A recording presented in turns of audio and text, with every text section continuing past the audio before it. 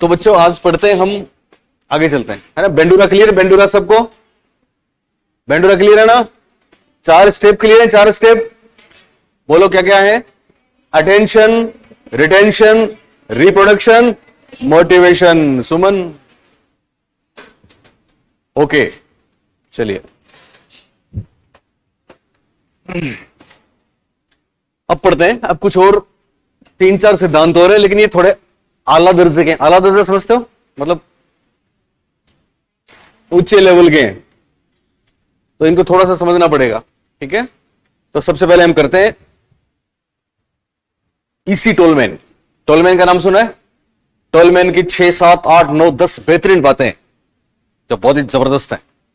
उनमें से कोई भी एक बात आती है परीक्षा में, फर्स्ट ग्रेड में स्पेशली। टोलमैन, क्लार्क हल, एडविन गुथरी, इनको पूछा जाता है। तो आज पढ़ेंगे एडवर्ड सी टोलमैन। चेस नाम है इनका पूरा। ईसी टोलमैन लिख लो आप, ऐसे लिखो, ई सी टोलमैन।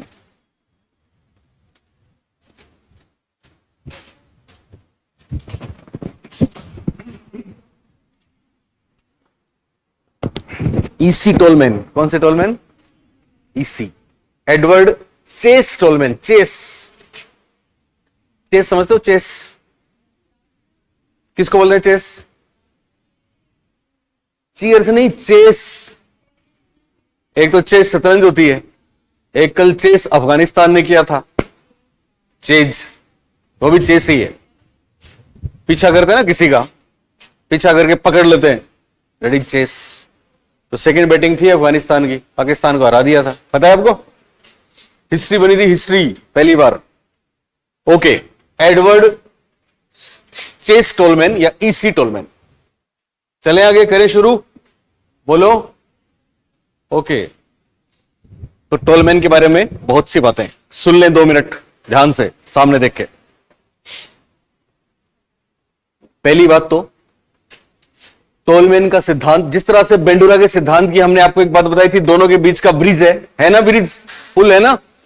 ओके, उसी तरह से टोलमैन के सिद्धांत की भी खास बात है। टोलमैन का सिद्धांत व्यवहारवाद और संज्ञानवाद दोनों का मिश्रण है। तो ऐसा पूछ लें दोनों के बीच ब्रिज कौन सा है, तो हम बोलेंगे बेंडूरा। और दोनों का मिश्रण कौन सा है, तो हम बोलेंगे टोलमैन। कौन से 2 स्कूल्स का? व्यवहारवाद और संज्ञानवाद। या फिर संज्ञानवाद की जगह हम नाम ले सकते हैं गेस्टाल्टवाद। परीक्षा में है एक बात। दूसरी बात, टोलमैन ने प्रयोग किया था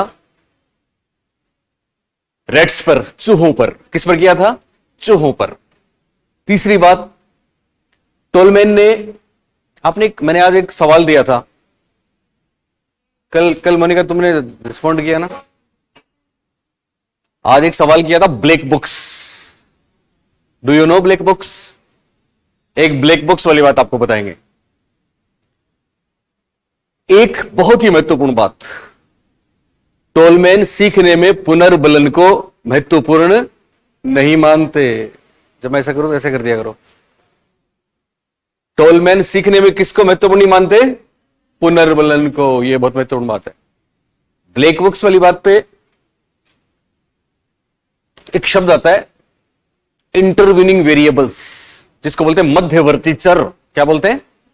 मध्यवर्ती चर। तो मध्यवर्ती चरों के लिए 2 लोग जाने जाते हैं, टोलमैन और क्लार्क हल। ओके, पहले टोलमैन ने किया, बाद में क्लार्क हल। आपने कभी सुना होगा SOR, स्टिमुलस रिस्पॉन्स के बीच में O सुना है? O। ओके, तो ये O वाला काम टोलमैन और क्लार्क हल दोनों का है। और कुछ और बातें, तो सबसे पहले लिखो आप पहली बात, टोलमैन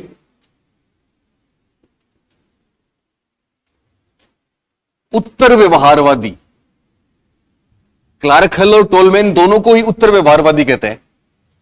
तो टोलमैन उत्तर व्यवहारवादी मनोवैज्ञानिक, टोलमैन उत्तर व्यवहारवादी मनोवैज्ञानिक, उत्तर व्यवहारवादी मनोवैज्ञानिक माने जाते हैं।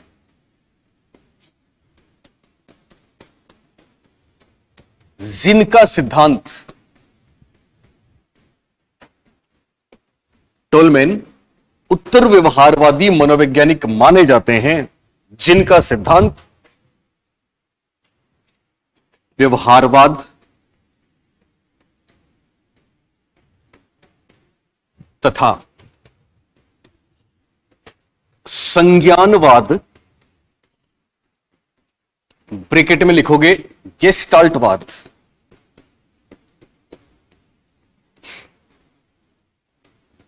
दोनों का मिश्रण माना जाता है।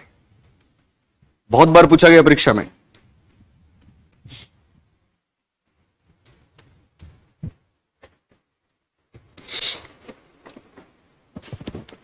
पहली बात, टोलमैन व्यवहारवादी तो हैं पर उत्तर व्यवहारवादी हैं, क्योंकि व्यवहारवाद से भी थोड़ा सा आगे गए हैं। तो टोलमैन उत्तर व्यवहारवादी मनोवैज्ञानिक माने जाते हैं, जिनका सिद्धांत व्यवहारवाद और संज्ञानवाद या गेस्टाल्टवाद दोनों का क्या है, मिश्रण है। फर्स्ट ग्रेड की बात है, साइकोलॉजी में मास्टरी करनी है। कोई बात बिना कॉन्सेप्ट क्लियर किए, क्रिस्टल क्लियर नहीं हो, तब तक आगे नहीं बढ़ेंगे, इसलिए इसको समझना है।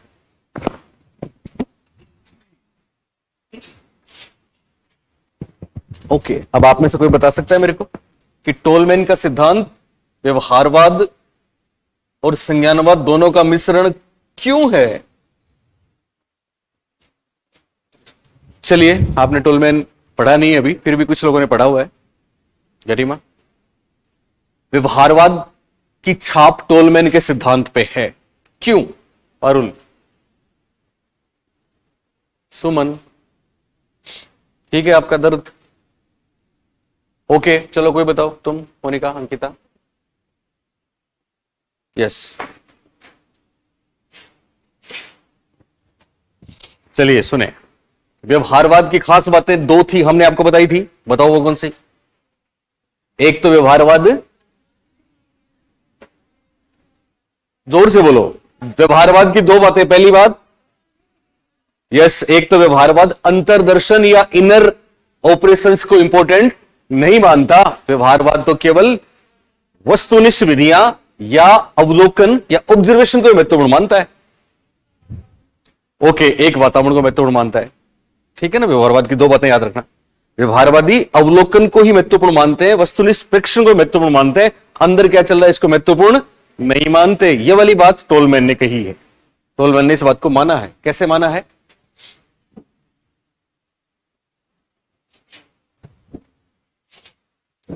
लिख लो, दोनों का मिश्रण क्यों है?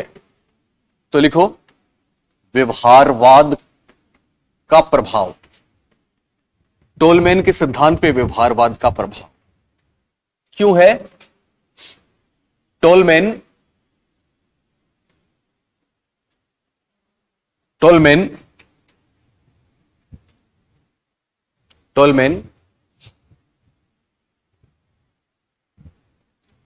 व्यवहार के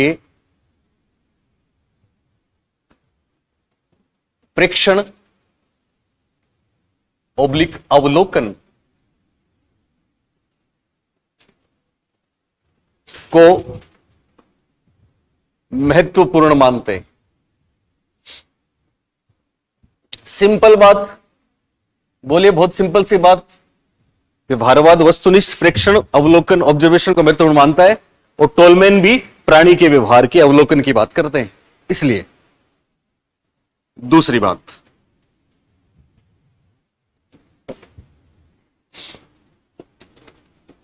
संज्ञानवाद या गेस्टाल्टवाद की छाप क्यों है?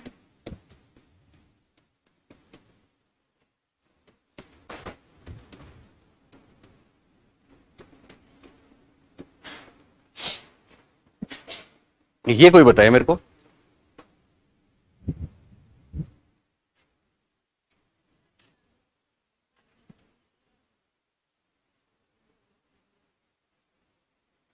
ओके,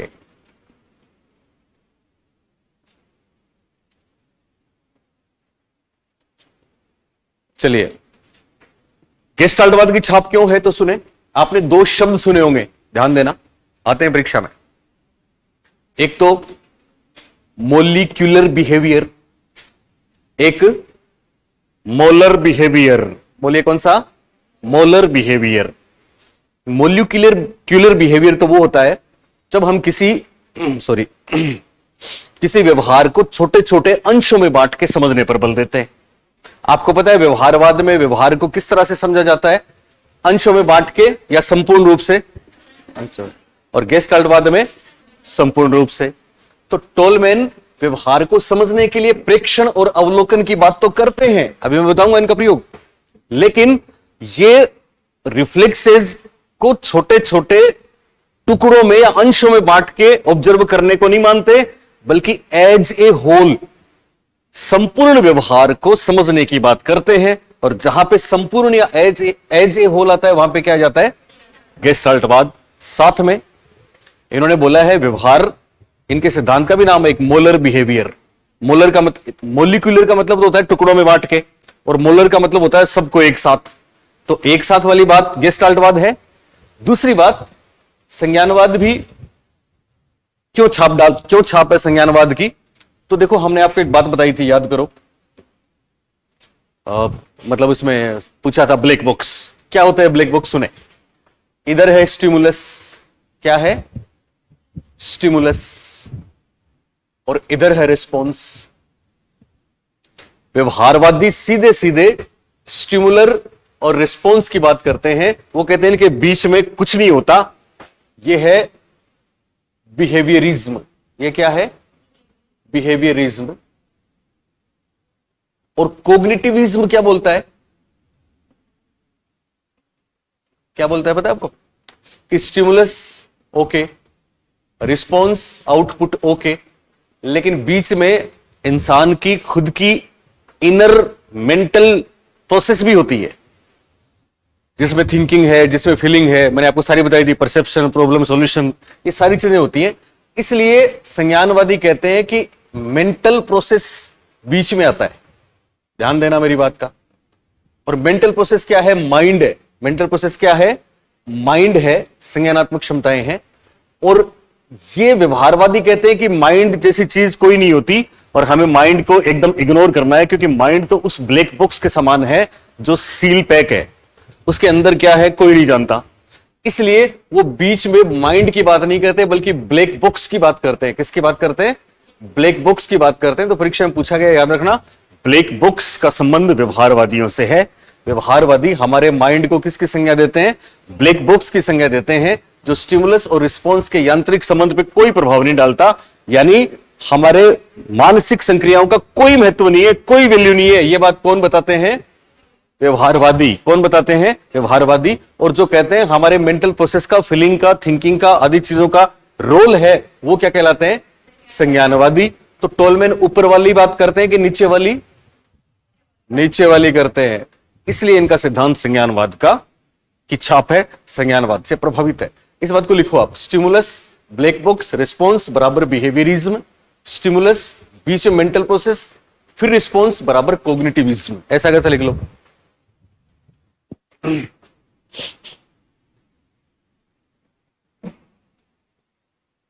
मैंने बोला ना थोड़ा सा ऊंचे लेवल का है, समझना है ध्यान से।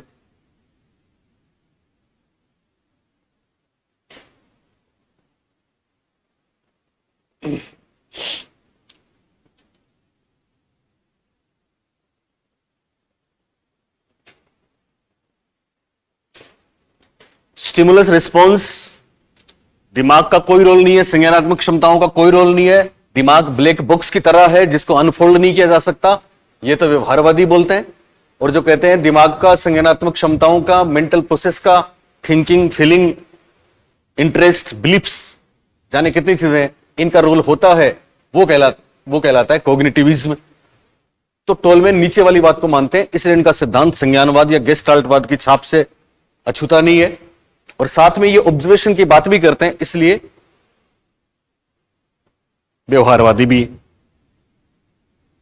और हम जो SOR की बात करते हैं, स्टिमुलस और रिस्पॉन्स के बीच में ऑर्गेनिज्म है, ये भी टोलमैन और क्लार्कल दोनों ही कहते हैं। ये मैं आपको बताऊंगा थोड़ा बाद में। अभी आपने ये बात लिखी, सबने लिखी ना? बोलो लिखी कि नहीं? सिंपल, स्टिमुलस रिस्पॉन्स बराबर व्यवहारवाद, और स्टिमुलस रिस्पॉन्स के बीच में मेंटल प्रोसेस आ जाए तो संज्ञानवाद, और व्यवहारवादी मेंटल प्रोसेस के स्थान पे क्या बोलते हैं? ब्लैक बॉक्स, कोई दिमाग का रोल नहीं है, सिंपल। अब देखो वापस, टोलमैन का सिद्धांत व्यवहारवाद से प्रभावित है क्योंकि यह प्रेक्षण और अवलोकन पर क्या देता है? बल देता है। ये संज्ञानवाद और गेस्टाल्टवाद के भी इस पर छाप है। क्यों है? क्यों है? बताओ क्यों है?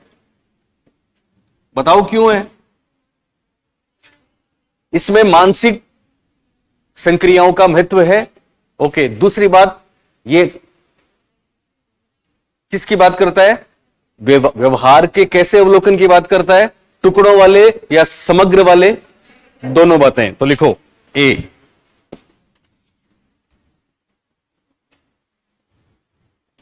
संज्ञानात्मक प्रक्रियाओं को महत्व देते हैं।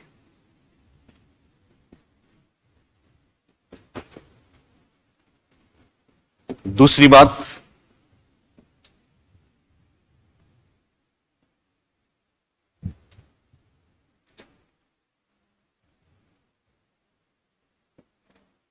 समग्र या संपूर्ण, समग्र या संपूर्ण, इंग्लिश में होल की बात करते हैं।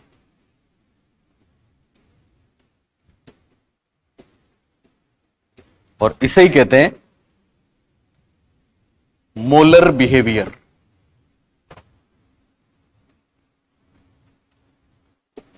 मोलर बिहेवियर समग्र का ही दूसरा नाम है, अंशों का नाम नहीं है। अंशों को मोलिक्यूलर कहते हैं इंग्लिश में, और समग्र को मोलर कहते हैं इंग्लिश में। हिंदी में कोई नाम आ सकता है, कभी कभी सवर्ण व्यवहार नाम आता है, मैं लिखवाऊंगा आपको जब इनके नाम लिखवाऊंगा तो टोलमैन की अभी तक दो बातें हुई हैं केवल। पहली बात, टोलमैन व्यवहारवादी हैं कि उत्तर व्यवहारवादी? उत्तर व्यवहारवादी। क्यों है उत्तर व्यवहारवादी? क्योंकि व्यवहारवाद से एक कदम आगे हैं। दूसरी बात, इनके सिद्धांत पे दो स्कूल्स का प्रभाव है, एक तो व्यवहारवाद, दूसरा संज्ञानवाद या फिर गेस्टाल्टवाद। व्यवहारवाद का प्रभाव क्यों है? क्योंकि ये भी प्रेक्षण की बात करते हैं, अवलोकन की बात करते हैं, वस्तुनिष्ठ प्रेक्षण की बात करते हैं। अंतर्दर्शन तो व्यवहारवादी नकारते हैं, ऑब्जर्वेशन को मानते हैं, तो ये मानते हैं। लेकिन दूसरी बात, साथ में ये इस बात पे भी बल देते हैं कि व्यवहारवादी तो दिमाग वाली चीजों को ब्लैक बॉक्स बता के छोड़ देते हैं, लेकिन ये दिमाग वाली चीजों या संज्ञानात्मक प्रक्रियाओं को महत्वपूर्ण मानते हैं, और साथ में ये व्यवहार को टुकड़ों में बांट कर नहीं देखते, बल्कि समग्र रूप से समझने की बात करते हैं। इसलिए इनके सिद्धांत में शब्द आएगा इंग्लिश में मोलर बिहेवियर। कौन सा बिहेवियर? मोलर, याद रखना, मोलर बिहेवियर। तीसरी बात लिखो, टोलमैन मध्यवर्ती चरों इंग्लिश में कहते हैं इंटरवीनिंग वेरिएबल्स।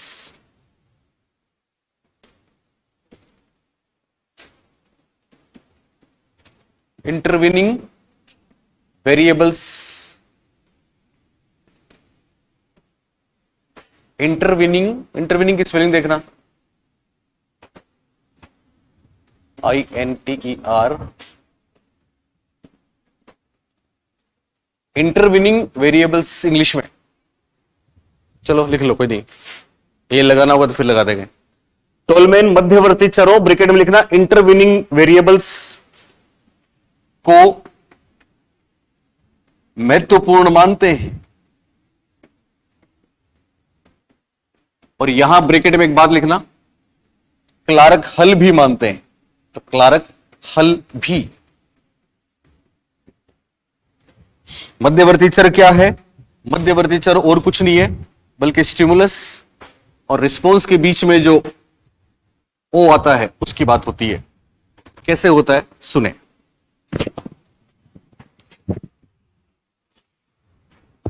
कभी कभी एसओआर क्लार्क हल के साथ जोड़ा जाता है, कभी कभी टोलमैन के साथ भी जोड़ा जाता है, कभी वुडवर्थ के साथ भी जोड़ा जाता है। एक्चुअली एसओआर है क्या तो सुन लें। सुन रहे हो? स्टिमुलस रिस्पॉन्स की बात करते हैं व्यवहारवादी। कौन करते हैं? सभी करते हैं, पर व्यवहारवादी कहते हैं स्टिमुलस के कारण से रिस्पॉन्स होता है, बीच में कोई दूसरी चीज नहीं है। आप सुन रहे हो मेरी बात? ओ की जो बात करते हैं स्टिमुलस और रिस्पॉन्स के बीच में ऑर्गेनिज्म। ओ का मतलब क्या है? ऑर्गेनिज्म। ऑर्गेनिज्म का मतलब है एक तरीके से व्यक्ति की मानसिक संक्रियाएं, फीलिंग, थिंकिंग, मेंटल ऑपरेशंस। तो इसकी जो बात करने वाले हैं उसमें दो नाम प्रमुख हैं, एक तो टोलमैन और दूसरा क्लार्क हल। एक तो टोलमैन और दूसरा क्लार्क हल। इसका क्या मतलब है? तो ये कहते हैं कि साहब ये वो व्यवहार है बीच वाला जिसको कोई दूसरा देख नहीं सकता, इसका ऑब्जर्वेशन पॉसिबल नहीं है, इसका अवलोकन नहीं हो सकता, क्योंकि ये तो अंदर ही अंदर होता है। जैसे मैं एग्जांपल देता हूं, फॉर एग्जांपल एक लड़का इधर से जा रहा है, सुन रहे हो मेरी बात? सामने से एक लड़की मिली, तो लड़के ने लड़की को देखा। जैसे लड़के की नजर पड़ी लड़की पे, लड़की बहुत सुंदर है, तो उसने देखा तो यहां लड़की उद्दीपक है और वो बगल से निकल गया, उसके निकल गया, देख लिया। लेकिन अब क्या होता है, अब उसके दिलो दिमाग में एक हलचल मच जाती है कि यार मैं उसको वापस देखूं, वापस देखूं, वापस देखूं। उसके अंदर बहुत कुछ चलता है, थिंकिंग भी होती है, फीलिंग भी होती है, ड्राइव भी होता है, अराउजल भी होता है, बहुत कुछ होता है। अब वो क्या करता है, उसे रहा नहीं जाता, तो अब वो पलट के वापस उसके सामने से आता है। पलट के वापस उसका आना रिस्पॉन्स है। क्या है? रिस्पॉन्स है। और वो लड़की उसके लिए क्या है? उद्दीपक है, स्टिमुलस है। तो व्यवहारवादी तो केवल लड़की और उसका रिस्पॉन्स वापस सामने से आना यही देखते हैं।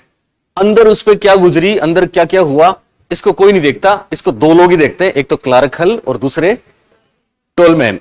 ये दोनों अंदर जो हो रहा है उसकी बात करते हैं, और अंदर जो हो रहा है उसको क्या बोलते हैं? ऑर्गेनिज्म बोलते हैं, ओ बोलते हैं।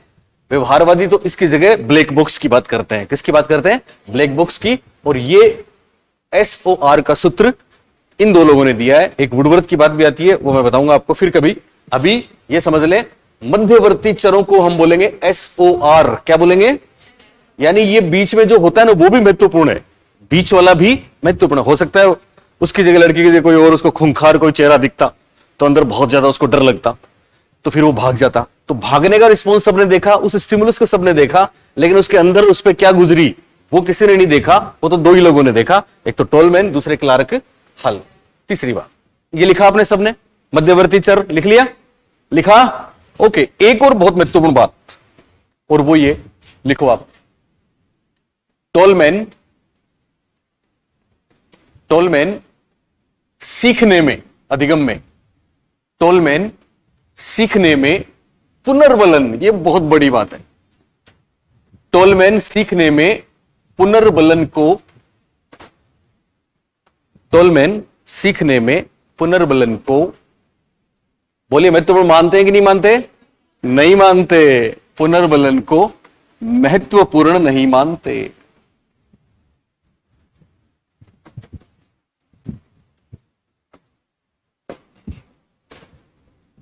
टोलमैन सीखने में किसको महत्वपूर्ण नहीं मानते?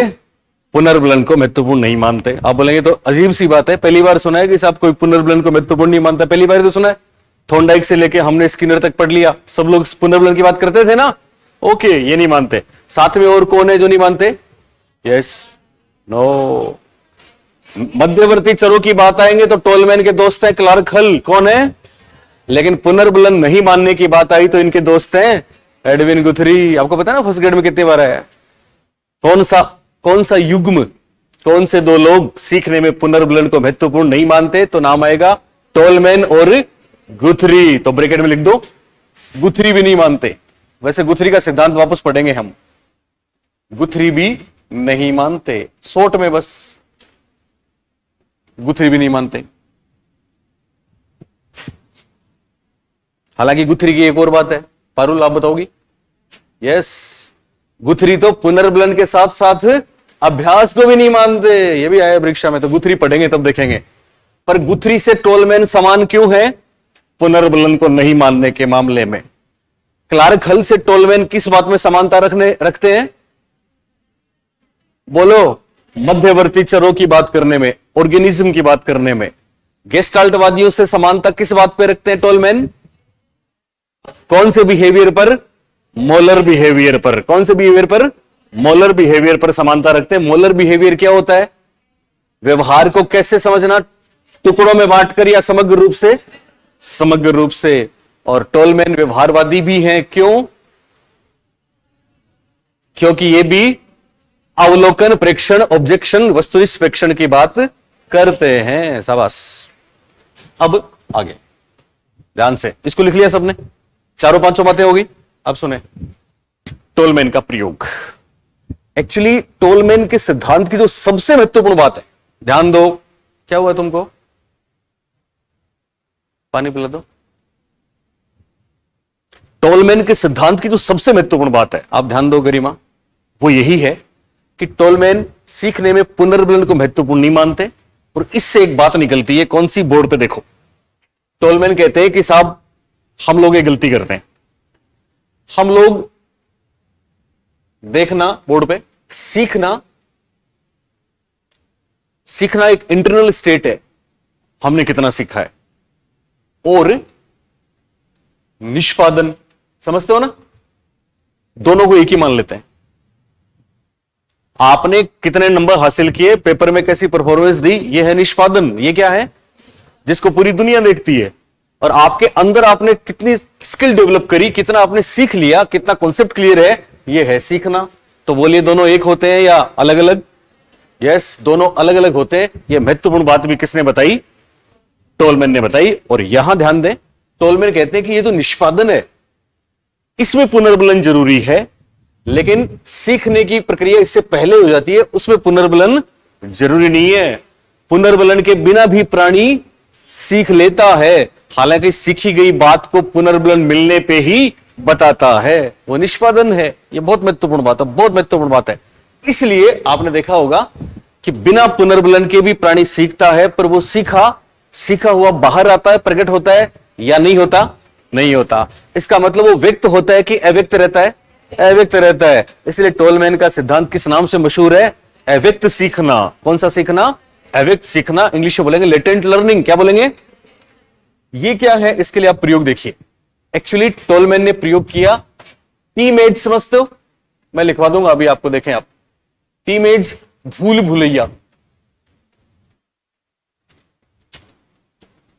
भूल भुलैया देखिए, कभी नाम सुना है? एक जैसी लखनऊ में भूल भुलैया है ना, एक जैसी गलियां हैं, आपको पता ही नहीं लगता कि किस में जाऊं किस में नहीं। कभी आप यहां पे गए हो? अपनू राजस्थान और जयपुर में काफी जगह है। कहां पे? कई ऐसे कई हैं। फन किंगडम मानसरोवर में है। ये बड़े बड़े जो रेस्टोरेंट होते हैं ना, इनमें ऐसा बच्चों को खेलने के लिए होता है। बड़े बड़े गार्डन है ना, गार्डन्स में ऐसे पौधे लगे हैं एक ही लाइन में। तो आप इधर जाओ तो वो ऐसे बच्चे करते हैं, इधर तो यार किधर से आऊं, उधर बंद, उधर गए फिर बंद, उधर गए फिर बंद। आपने भूल भुलैया पेपर पे जरूर देखी होगी। टीमएज देखिए पहली, जिसमें खरगोश को झोपड़ी तक पहुंचाना है, पहुंचाते हैं ना, वो टीमएज है। वो क्या है? टीमएज। एक तो अगर गोल गोल कुछ है तो उसको बोलते हैं जिग्सा। उसको क्या बोलते हैं? और टीमएज में क्या होता है? एक टी बनता है। क्या बनता है? टी, समझते हो ना, कि टी पे मकान नहीं लेना चाहिए साहब, मेरा मकान टी पे ही है। यहाँ पे कॉमर्शियल यूज बहुत बढ़िया होता है उसका, रेजिडेंस के लिए नहीं लेना चाहिए, ऐसे कहते हैं ना कई बार। टी क्या होता है? ऐसे रोड जाती है, एक सामने रोड जाती है, टी बन गया। फिर यहां अगर आपका मकान है तो कुछ लोग कहते हैं रेजिडेंस नहीं बनाना चाहिए, कॉमर्शियल होना चाहिए। हालांकि ये सब अलग टाइप की बातें हैं। तो टी समझते हो? ओके। तो क्या किया इन्होंने? टीमएज पर चूहों के 3 समूह बनाए। कितने समूह बनाए? सुन रहे हो ना? रेड्स पे प्रयोग किए, 3 ग्रुप्स बनाए और उनको भूल भुलैया पर दौड़ाया। किस पर दौड़ाया? भूल भुलैया पर दौड़ाया, टीमएज पर दौड़ाया। अब देखना आप, टीमएज ये है, ये रास्ता, ये आगे जाके टी, यानी यहां गए तो एक रास्ता इधर, एक रास्ता उधर। प्राणी सोचता है कि इधर जाऊं कि उधर जाऊं। यहां आके उसके सामने 2 राह है। क्या है? 2 राह है। तुम ध्यान दो, एप्रिन तो नहीं हो तो पहनते ना एप्रिन कोट, डॉक्टर्स, वकील्स। यहां आ गए तो यहां आके दोनों तरफ 2 रास्ते जा रहे हैं ना। ये टी बना कि नहीं बना? टी हो गया। अब यहां के प्राणी सोचता है कि इधर जाऊं कि इधर जाऊं। ये डिसीजन का पॉइंट है। और साथ में टोलमैन कहते हैं कि उसके सामने कोई पुनर्बलन नहीं होता, बल्कि यहां वो सोचता है कि इधर जाऊं तो मुझे क्या मिलेगा और उधर जाऊं तो मुझे क्या मिलेगा, इसके लिए उन्होंने एक शब्द दिया, प्रत्याशा। क्या दिया? तो टोलमैन का सिद्धांत प्रत्याशा का सिद्धांत भी कहलाता है। किसका सिद्धांत कहलाता है? प्रत्याशा का सिद्धांत। इंग्लिश में बोलते हैं एक्सपेक्टेंसी थ्योरी। कौन सी थ्योरी? Expectancy theory. फिर मान लो इधर गए तो फिर एक टी है, इधर गए तो फिर एक टी है, इधर गए तो फिर एक टी है, इधर गए तो फिर एक टी है, इधर, यानी ये जाल है टी का। बात समझ में आ रही है? आ रही है ना? कोई रास्ता बंद है, कोई खुला हुआ है, कोई मिला हुआ है, फिर एक टी है, और ये गोल है, ये मंजिल है। ये क्या है? मंजिल है, और ये सफर की शुरुआत है, ये स्टार्टिंग पॉइंट है। अब टी बन गया कहीं से भी, सुन रहे हो मेरी बात? इस पे उन्होंने चूहों को दौड़ाया। किनको दौड़ाया? और चूहों के कितने समूह बनाए? 3। कितने समूह बनाए? 3। 3 समूह कैसे बनाए और क्या उनकी परफॉर्मेंस रही वो देखते हैं। पहले इसको समझ लो आप। इसमें एक तो प्रत्याशा शब्द आया। क्या आया? प्रत्याशा। एक जब चूहे मंजिल पे पहुंच गए तो उसके बाद फिर अगली बार छोड़ा, फिर अगली बार छोड़ा। तो टोलमैन कहते हैं कि चाहे एनिमल हो चाहे इंसान हो, उनकी बुक भी है, बुक का नाम लिखेंगे अभी, purposive behaviour in animals and man. तो इंसान क्या करता है? मंजिल पे जाने के लिए शॉर्टकट ढूंढता है। क्या ढूंढता है? शॉर्टकट ढूंढता है। और शॉर्टकट के लिए वो कोई, जैसे हम एक पढ़ रहे थे उसमें कि चाइना में कोई पर्यटक था, है ना, उसको चाइनीज भाषा नहीं आती थी, तो होटल से घूमने निकले पैदल ही कई जगह। फिर किसी ने कहा कि वापस कैसे आओगे? तो रास्ते में कुछ क्लूज मिलेंगे, कुछ चिन्ह मिलेंगे, संकेत मिलेंगे, उनको नोट करते जाना, है ना। तो फिर वापस आप किसी को दिखाना, चाइनीज लैंग्वेज तो आती नहीं, कि साहब इस जगह जाना है, ये लिखा हुआ है यहाँ, ये लिखा हुआ है यहाँ, ये लिखा हुआ है। होता है ना कि आप देखो डिस्कवरी जंगल में जाते हैं तो पेड़ भी तीर का निशान लगाते हैं, ये रास्ता है, या क्रॉस लगाते हैं, इधर नहीं जाना है। तो वो चाइनीज लैंग्वेज आती नहीं थी, तो उन्होंने कुछ चीजें लिख ली, खूब घूमे, काफी दूर आ गए। फिर अब चलते हैं वापस। टैक्सी वाले को बुलाया, ओके कहाँ चलना है, ये देखो, तो जहां जहां मतलब ये सब लिखा है वहां पे मेरे को छोड़ दो। लेकिन वो जो लिखा हुआ था वो था कृपया बाएं चलिए, कृपया बाएं चलिए, सेफ्टी रखिए, कुछ ऐसे निर्देश थे जिनसे कोई मतलब नहीं था। तो कहने का मतलब होता है कि हम फिर क्लूज को याद रखते हैं। तो वास्तव में क्या, एक जैसी गलियां, आप एक जैसी सड़क, एक जैसे रास्ते हो, तो हम कोई ना कोई चिन्ह याद रखते हैं। इस आधार पे इनके सिद्धांत का एक नाम हो गया चिन्ह गेस्टाल्ट। चिन्ह गेस्टाल्ट क्यों हुआ? क्योंकि यहां से लेके यहां तक प्राणी अपने दिमाग में पूरा एक नक्शा बना लेता है, यार ये है, ये शॉर्टकट है, उसमें ये चिन्ह आएंगे। तो ऐसे ये जो मैं आपको बता रहा हूं, ये सब इनके सिद्धांत के बहुत से नाम है, उनको हम देखेंगे। उससे पहले एक महत्वपूर्ण बात, और वो क्या, इन्होंने जो प्रयोग किया था किस पे किया? चूहों पर। चूहों को किस पे दौड़ाया? टी मेज पे। इंग्लिश में बोलिए, टी मेज पे। हिंदी में किस पे दौड़ाया? भूल भुलैया पे। किस पे दौड़ाया? भूल भुलैया पे। ओके, तो अब जो दौड़ाया और जो इनका प्रयोग था वो दरअसल इनके एक और दोस्त थे, टोलमैन और होंजिक प्रयोग के नाम से प्रसिद्ध है। कौन सा प्रयोग है वो? टोलमैन होंजिक। में लिखवाऊंगा सारी बात आपको। थोड़ा मुश्किल लग रहा है आपको? देख लो, टोलमैन व होंजिक, क्या नाम है इनका? टोलमैन व होंजिक, होंजिक होंजिक होंजिक ऐसे है, पता नहीं क्या क्या नाम है। टोलमैन व होंजिक प्रयोग। ओके, हो गया टोलमैन होंजिक प्रयोग। अब ध्यान से देखो, देख रहे हो सब लोग, ये जो इनका प्रयोग था वो 17 डेज एक्सपेरिमेंट के नाम से मशहूर है। 17 दिनों का प्रयोग है। कितने दिनों का? 17 दिनों का प्रयोग है। इसमें उन्होंने तीनों समूहों ने जो परफॉर्मेंस दी, जो दिखाया उन्होंने, उसको उन्होंने इस ग्राफ पे इस तरह से व्यक्त किया। इस तरफ दिन है, डेज है, कोई भी 1, 3, 5, 7, 9, 11, 13, 15, 17, ये 17 दिन है। 1, 3, 5, 7, 9, 11, 13, 15, 17, इस तरह 17 दिन हो गए, कोई दिक्कत नहीं। और इधर उन्होंने, ये मिटा रहा हूं एक बार मैं, इधर इन्होंने, देख रहे हो ना, मुश्किल चीज भी पढ़ने के लिए तैयार रहना चाहिए इंसान को कभी कभी। इधर इन्होंने लिखा कि जो गलतियां हैं, एरर्स, क्या है? एरर्स वो हैं, वो कितने भी कर सकते हो आप, कितने भी 2, 4, 6, 8, 10, 12, 15, कितने भी। ओके, अब उनकी परफॉर्मेंस में उन्होंने जो गलतियां करी, ध्यान दो, ये गलतियां हैं। ये क्या है? गलतियां हैं। ये क्या है? गलतियां। पहला जो समूह था, उस समूह को उन्होंने 17 दिन तक उसमें दौड़ाया और उसको कभी पुनर्बलन नहीं दिया। पहला ग्रुप कौन सा था जिसको पुनर्बलन कभी नहीं दिया? सुनना दोनों, कभी पुनर्बलन नहीं दिया। तो उस ग्रुप ने पहले दिन गलतियां करी, फॉर एग्जाम्पल इतनी, फिर 17 दिन तक उस ग्रुप का जो आरेख बना वो कमोबेश ऐसा बना। ये कौन सा ग्रुप है? जिसको कभी पुनर्बलन नहीं मिला, कभी पुनर्बलन नहीं दिया। सुन रहे हो? ये नो इन्फोर्स्ड ग्रुप है। कैसा ग्रुप है? No enforced. और दूसरा ग्रुप है जिसको लगातार पुनर्बलन दिया, जिसको लगातार पुनर्बलन दिया, ये दूसरा ग्रुप है। तो इसकी परफॉर्मेंस पहले दिन इतनी गलतियां करी, दूसरे दिन इतनी करी, तीसरे दिन, चौथे दिन, पांचवें दिन, छठे दिन, 12वें दिन, 15वें दिन। ये वो ग्रुप है जिसको क्या किया? लगातार पुनर्बलन मिला। इसको लगातार पुनर्बलन दिया या मिला। सुन रहे हो कि नहीं? क्या फर्क हुआ? पुनर्बलन से किस में कमियां आई?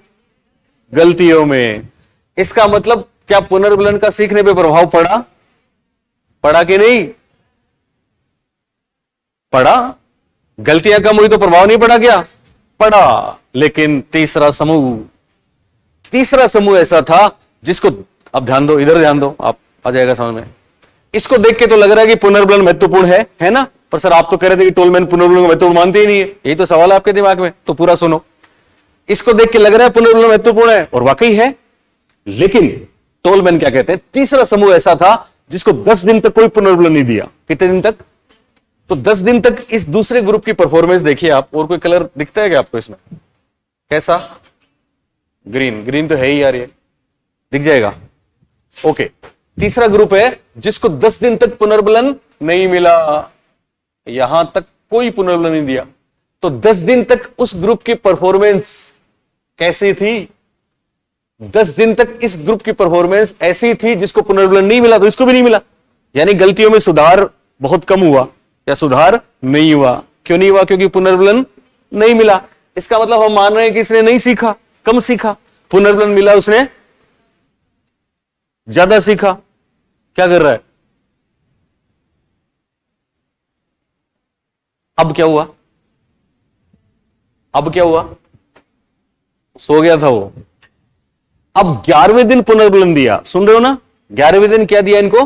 पुनर्बलन। और जैसे ही पुनर्बलन दिया, उसके अगली बार जैसे ही इनको टी मेज पे डाला, कमाल हो गया।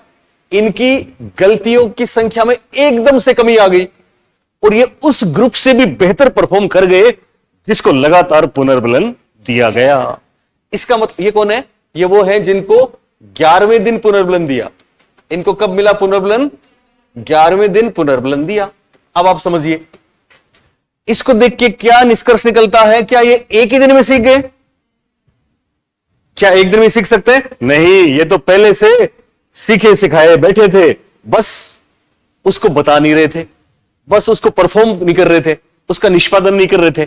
इसका मतलब टोलमैन ने यह कहा कि पुनर्बलन सीखने में सहायक होता तो ये नहीं सीख पाते, ये तो अब से सीखना शुरू करते, क्योंकि पुनर्बलन तो आपने 11वें दिन से दिया है, तो 11वें 12वें दिन से सीखना शुरू होता, जबकि ये तो पहले ही सीखे हुए थे, इनसे बेहतर कर दिया।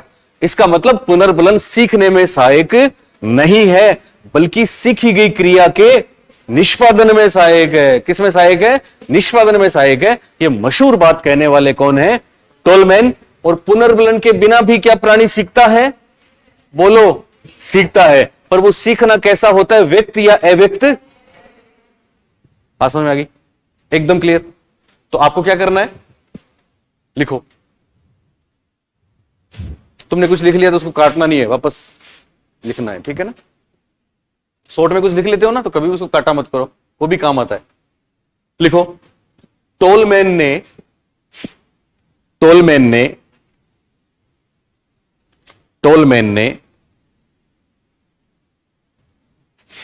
होंजिक के साथ मिलकर, टोलमैन ने होंजिक के साथ मिलकर,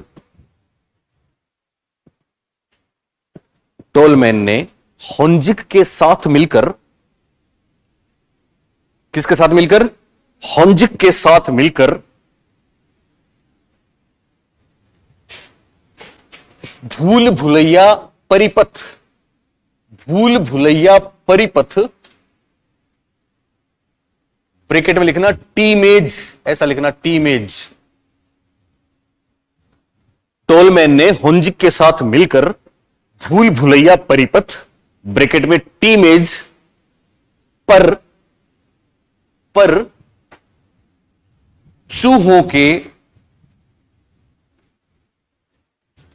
3 समूहों को दौड़ाया, 3 समूहों को दौड़ाया।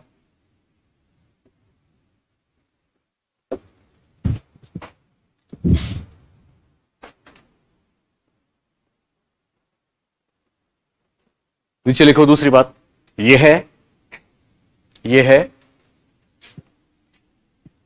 लिख रहे हो ना, यह है टोलमैन व होंजिक का, यह है टोलमैन, ऐसे भी लिख सकते हैं होंजिक व होंजिक का 17 दिन का प्रयोग। यह है टोलमैन व होंजिक का 17 दिन का प्रयोग के नाम से प्रसिद्ध है। यह टोलमैन व होंजिक का 17 दिन का प्रयोग के नाम से प्रसिद्ध है। कितने दिन का प्रयोग? ओके, अब क्या प्रयोग था तो थोड़ा सा लिखना है, ज्यादा नहीं। आप लिखें, लिख रहे हो ना? प्रथम समूह, प्रथम समूह, ये किसका समूह है? रेट्स का है। टोलमैन ने किस पर प्रयोग किया? रेट्स पर, चूहों पर। प्रथम समूह कभी भी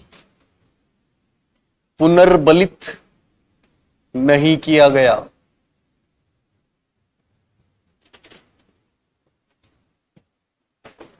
प्रथम समूह कभी भी पुनर्बलित नहीं किया गया।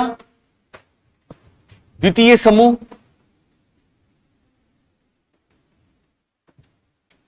लगातार पुनर्बलित किया गया।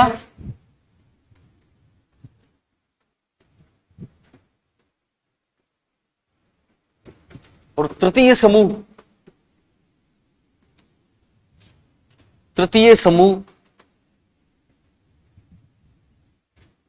11वें दिन पुनर्बलित किया गया।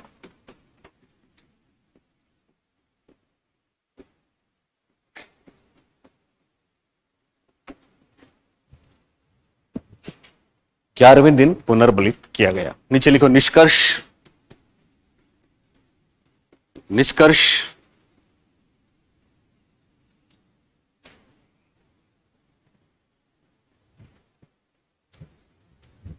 निष्कर्ष तृतीय समूह ने, निष्कर्ष तृतीय समूह ने तृतीय समूह ने 11वें दिन से, तृतीय समूह ने 11वें दिन से तीनों समूहों में, 11वें दिन से तीनों समूहों में सर्वश्रेष्ठ निष्पादन किया। यह थ्योरी है जो कितनी मुश्किल है, और उसको हम उस पे आरेख पे डाले तो 1 सेकंड में समझ में आता है। तो तृतीय समूह ने 11वें दिन से तीनों समूह में सर्वश्रेष्ठ निष्पादन किया। और अब लिखो इंपॉर्टेंट, 3 समूह सिंपल, एक को पुनर्बलन नहीं मिला, एक को लगातार मिला, एक को 11वें दिन मिला, और बाजी मारी तीसरे समूह ने जिसको 11वें दिन मिला। तो क्या इंपॉर्टेंट है? इंपॉर्टेंट लिखा, इंपॉर्टेंट, इंपॉर्टेंट में इनवर्टेड कॉमास करके स्टेटमेंट लिखिए। स्टेटमेंट लिख रहे हो? पुनर्बलन, पुनर्बलन सीखने में सहायक नहीं है। पुनर्बलन सीखने में सहायक नहीं है, बल्कि बल्कि निष्पादन में सहायक है। पुनर्बलन सीखने में सहायक नहीं है, बल्कि निष्पादन में सहायक है। पूर्ण विराम, इनवर्टेड कॉमास बंद और एरो करके ईसी टोलमैन, ईसी टोलमैन।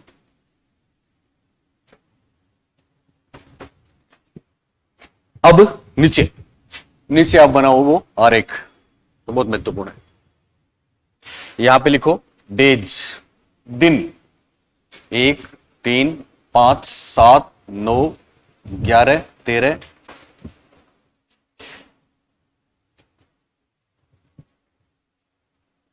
15 17,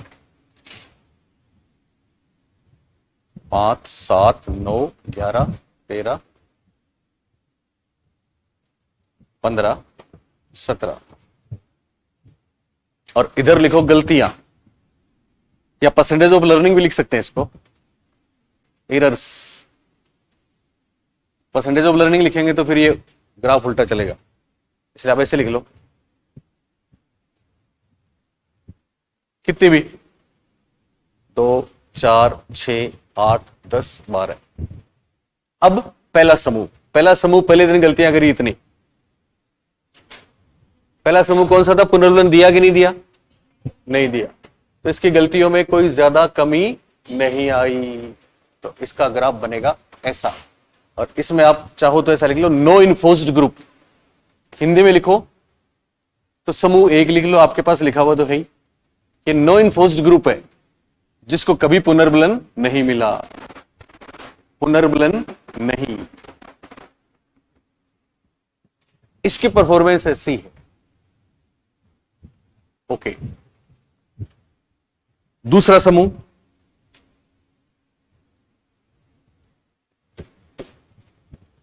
समूह, जिसको लगातार पुनर्बलन मिला, उसकी परफॉर्मेंस में लगातार सुधार होता गया, तो इसकी रेखा आप ऐसे खींच दो। और ये कौन सा है? ये है री इन्फोर्स्ड ग्रुप, इन्फोर्स्ड ग्रुप कर दो। चलिए, री इन्फोर्स्ड ग्रुप,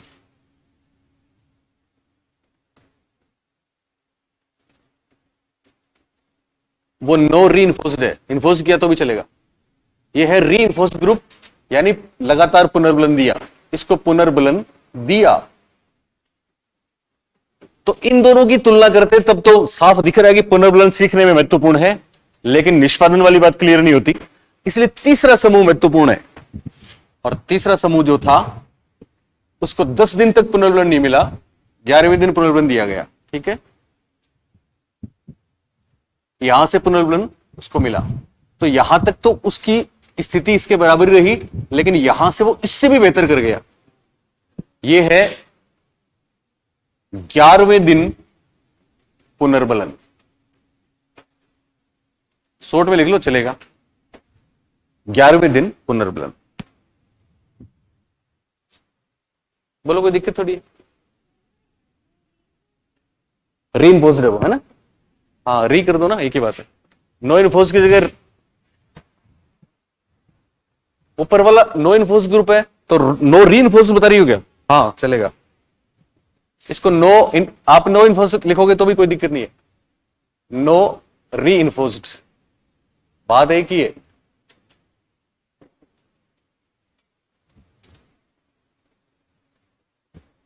ओके, तो 3 ग्रुप हो गए साहब, बात समझ में आ गई ना सबको? आई कि नहीं आई? ओके, अब एक और बात,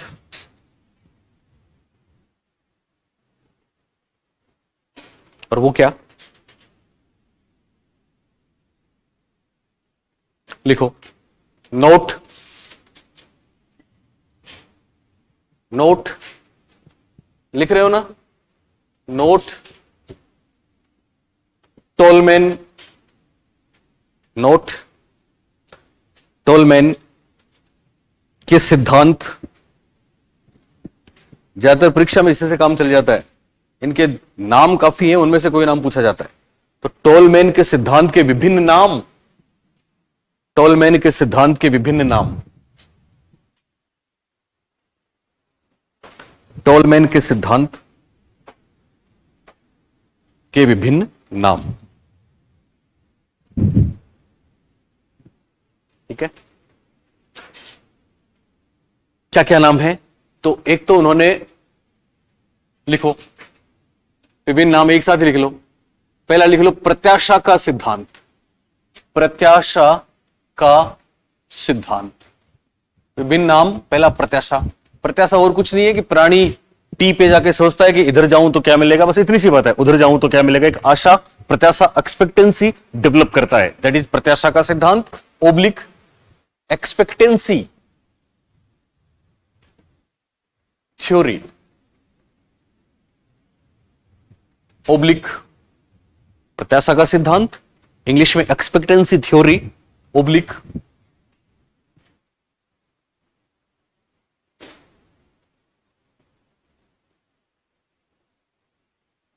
वो जब अपने दिमाग में चिन्ह बनाता है, अपने दिमाग में कुछ साइन बनाता है, क्लूज बनाता है कि इस कौन सा शॉर्टकट है जिस पे मेरे को ऐसा, मतलब ये गली ऐसी थी, इसमें एक बिल्डिंग थोड़ी सी बाहर निकली हुई थी, यहां पे कोई पेड़ था। प्रैक्टिकली हम ऐसा सोचते हैं, तो अपने दिमाग में अगली बार शॉर्टकट जाने के लिए हम एक रास्ता, यार सबसे शॉर्ट तो वो है जिसमें ऐसा घुमाव आया था। और भूल भुलैया में भी कुछ निशान बना दिए थे उनके। तो चूहों ने अपने दिमाग में कुछ सोचा होगा तभी वो शॉर्टकट ढूंढ पाए। तो इस आधार पे उन्होंने एक नाम बताया और वो था यस चिन्ह। चिन्ह और पूरे रास्ते का मैप अपने दिमाग में बनाया कि छोटे छोटे पार्ट्स का, बोलो पूरे का कि छोटे का? पूरे का। तो उसका नाम है चिन्ह पूर्णाकार सिद्धांत। दूसरा नाम है चिन्ह पूर्णाकार सिद्धांत। और पूर्णाकार को ही गेस्टाल्ट कहते हैं, इसलिए चिन्ह गेस्टाल्ट सिद्धांत भी एक नाम हो गया। चिन्ह गेस्टाल्ट।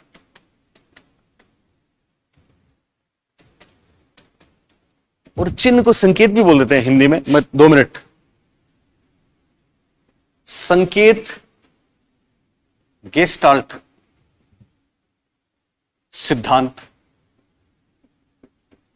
और चिन्ह को इंग्लिश में क्या बोलते हैं? साइन। तो केवल साइन लर्निंग भी आता है। चिन्ह, चिन्ह अधिगम भी इसका नाम है, इसलिए इंग्लिश में साइन लर्निंग भी इसको बोलते हैं। आपके रीट में आया था ऐसे, साइन लर्निंग। कौन सा लर्निंग? Sign learning. और साइन लर्निंग और कुछ नहीं है बल्कि ये है SIGNLEARNING, साइन लर्निंग। एक टॉलमैन कहते हैं कि प्राणी अपने जो पूरा रास्ता है या पूरा जो प्रोसेस है उसका दिमाग में नक्शा बनाता है, जिसको उन्होंने एक नाम दिया कोग्निटिव मैप। इसी आधार पे तो ये संज्ञानात्मक सिद्धांतों की श्रेणी में आता है, इसलिए एक नाम हो गया संज्ञानात्मक नक्शा सिद्धांत। ये इनके नाम ही इंपॉर्टेंट है, संज्ञानात्मक नक्शा सिद्धांत। Yes, cognitive map theory. एक नाम हो गया कोग्निटिव मैप थियरी, ओब्लिक संज्ञानात्मक नक्शा सिद्धांत। ये सारे नाम लिखने हैं। हाँ, संज्ञानात्मक नहीं, संज्ञानात्मक नक्शा होगा। शाबाश। नक्शा किसको बोलते हैं? ओके, मैप को बोलते हैं। तो संज्ञानात्मक नक्शा सिद्धांत, एक कोग्निटिव मैप थ्योरी। अच्छा, किस चीज का संज्ञानात्मक नक्शा बनाता है? यहां एक लड़ाई और है। उसको रास्ते में जो मिलते हैं, कोई भी चिन्ह मिलते हैं, साइन मिलते हैं, क्लू मिलते हैं, क्लूज, सुन रहे हो मेरी बात? वो टॉलमैन कहते हैं कि वो दरअसल उद्दीपक ही है। वो क्या है? वो उद्दीपक ही है। इसलिए कोग्निटिव मैप दरअसल ए चेन ऑफ स्टिमुलाई है। स्टिमुलस की चेन है, उद्दीपकों की श्रृंखला है। किसकी श्रृंखला है? उद्दीपकों की श्रृंखला है। इसलिए इनके सिद्धांत का एक नाम उद्दीपक, उद्दीपक सिद्धांत भी है। ये ध्यान रखना, ओब्लिक करके लिखो, उद्दीपक, उद्दीपक सिद्धांत, उद्दीपक, उद्दीपक सिद्धांत। इंग्लिश में SS थ्योरी भी है। देखो एक चीज मैं आपको और बताऊं, साइकोलॉजी में अक्सर परीक्षा में ऐसा होता है कि दो एक जैसे जब मॉडल आते हैं तो दोनों में कंपैरिजन होता है। पियाजे वाइगोत्स्की में कंपैरिजन होता है, तो क्लार्क हल और टोलमैन में भी कंपैरिजन होता है। जैसे मैंने आपको बताया था, पेवलोव और स्किनर में कंपैरिजन होता है ना। पेवलोव अनिच्छिक प्रतिक्रियाओं की बात करते हैं और स्किनर ऐच्छिक प्रतिक्रियाओं की बात करते हैं। पेवलोव का सिद्धांत SR टाइप अनुबंध माना जाता है, जिसको S टाइप अनुबंध भी कह देते हैं। और स्किनर के सिद्धांत को RS टाइप अनुबंध, इसलिए R टाइप अनुबंध भी कह देते हैं। कहते हैं ना, वही बात यहां भी लागू होती है। एक बार प्रश्न आया ऐसा परीक्षा में कि टोलमैन का सिद्धांत दरअसल एसएस थ्योरी है। क्या है? SS theory. और क्लार्क हल का सिद्धांत एसआर थ्योरी है। आप बोलेंगे साहब एसआर तो थोंडाइक का भी है, तो थोंडाइक का भी है, कोई मना नहीं करता, लेकिन दोनों में कंपैरिजन होता है बहुत बार। तो एसएस थ्योरी टोलमैन और एसआर थ्योरी क्लार्क हल, ये कई बार परीक्षा में पूछा गया है। तो हल्का सा साइड में कहीं लिख लेना, ऐसा स्टार बना के, स्टार बना दिया करो कोई चीज करनी हो तो, है ना, तो स्टार बना के लिख देना, यानी एसआर थ्योरी क्लार्क हल।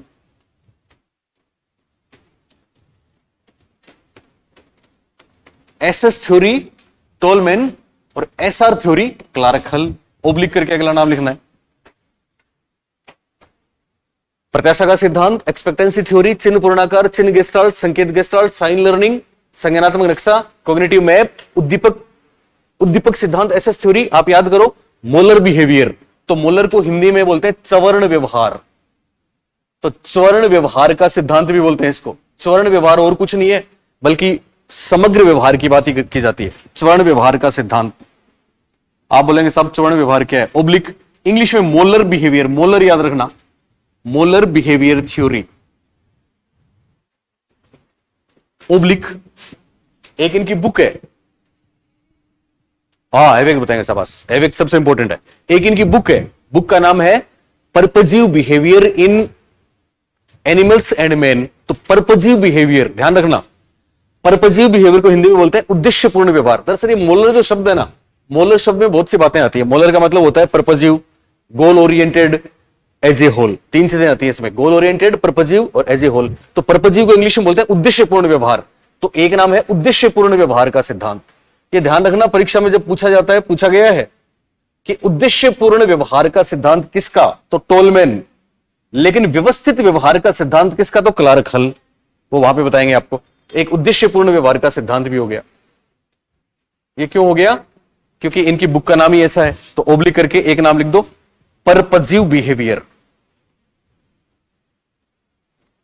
Purposive behaviour theory.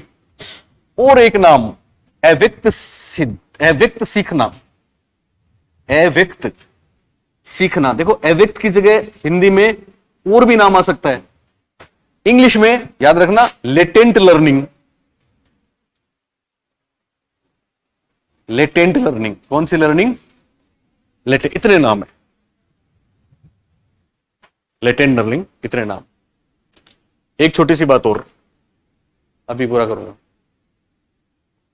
जल्दी से, लेटेंट लर्निंग। इनकी बुक का नाम साथ में लिखा देता हूं, है तो नीचे, इसके बाद नीचे फाइनली लास्ट में आप लिख लो, इनकी बुक है एक, टोलमैन की बुक, बुक है, ऐसे लिख लो,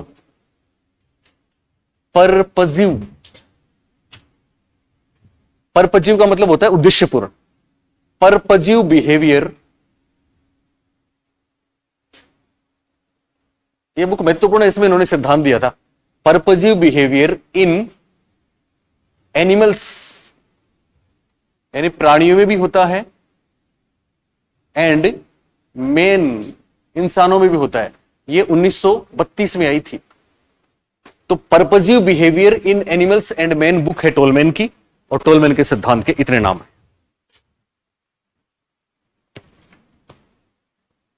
मुश्किल था?